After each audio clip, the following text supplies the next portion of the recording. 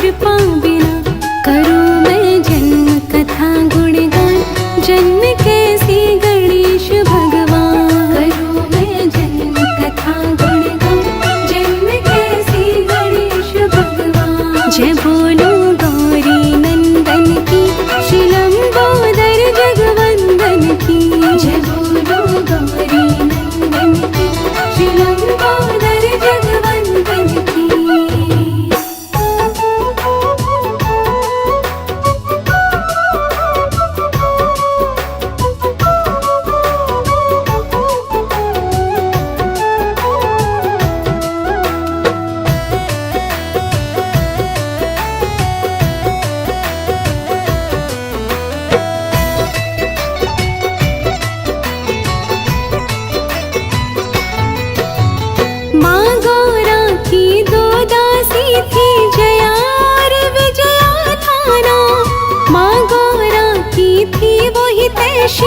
गौरी से बोली कुशा, द्वारपाल एक योग्य चाहिए जो माने बस बात तेरी। रोक खड़ा हो जाए किसी को जब तक ना इच्छा तेरी। रोक खड़ा हो जाए किसी को जब तक ना इच्छा तेरी। करूं मैं जन्म कथा गुणगान। जन्म कैसे गणेश भगवान, करूं मैं जन्म कथा गुणगान। जन्म कैसे गणेश भगवान। जय बोलो गौरी नंदन की, श्री लंबोदर जगवंदन की। जय बोलो गौरी नंदन की, श्री लंबोदर जगवंदन की।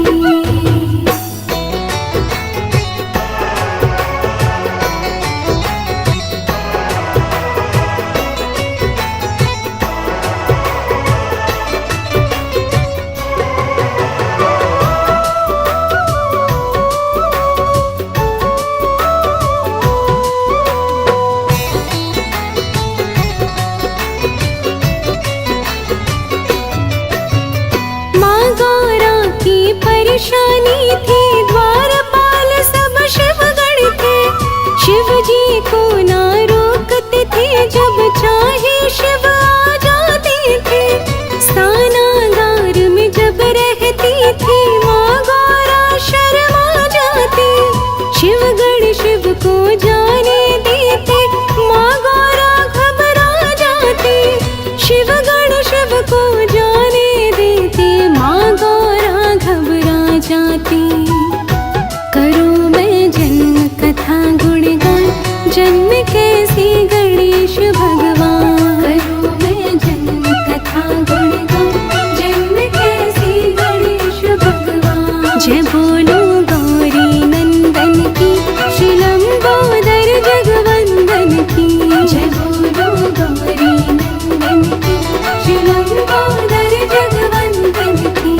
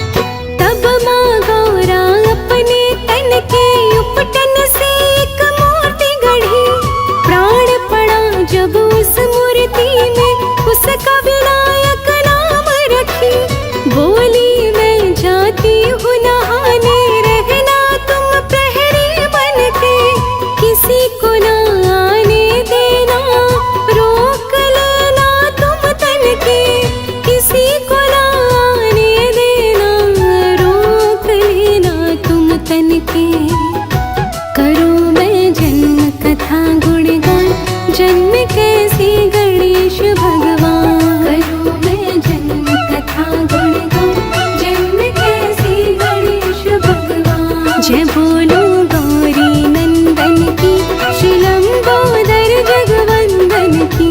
जय बोलो गौरी नंदन की, श्री लंबोदर जगवंदन की।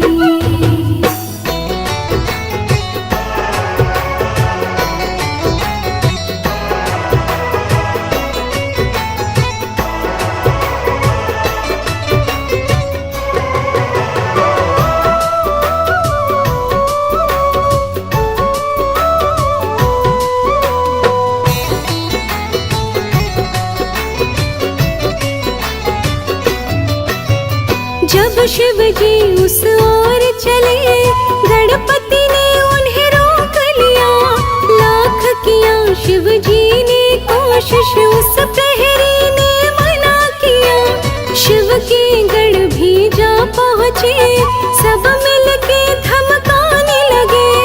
फिर गौरी सुत क्रोधित होकर मार के सबको भगाने लगे।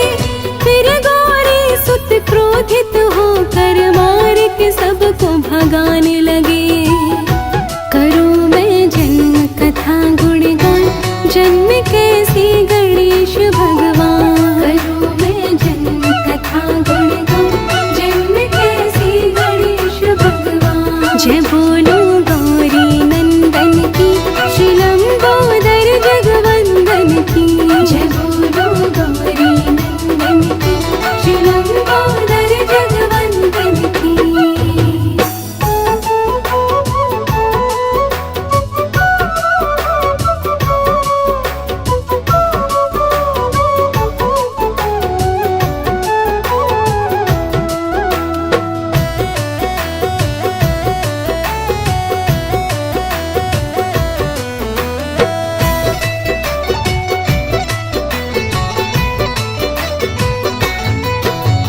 शिव शंकर ने क्रोधित होकर अपना त्रिशूल ही चला दिया। गौरी पुत्र गणेश का मस्तक नभ में शिव ने उड़ा दिया। जब संदेश गया गौरी को, हाहाकार मचा भारी। दौड़ी दौड़ी रोती आई, पुत्र वियोग में शिव प्यारी। दौड़ी दौड़ी रोती आई, पुत्र वियोग में शिव प्यारी।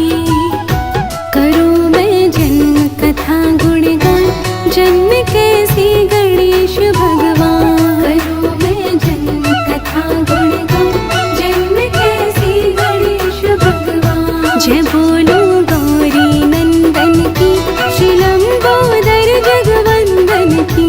जय बोलो गौरी नंदन की, श्री लंबोदर जगवंदन की।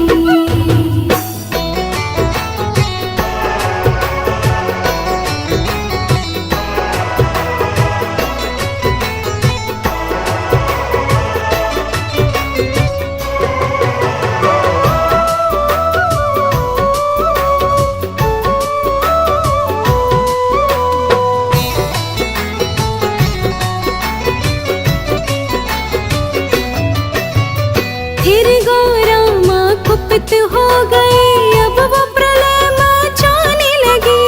सारी अपनी शक्ति लगा के हाहाकार मचाने लगी।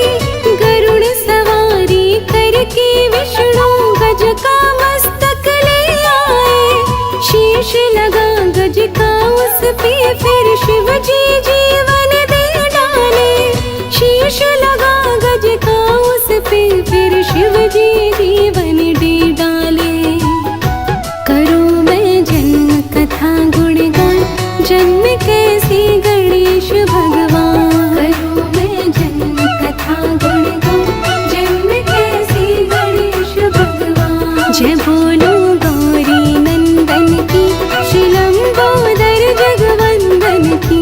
जय बोलो गौरी नंदन की, श्री लंबोदर जगवंदन की।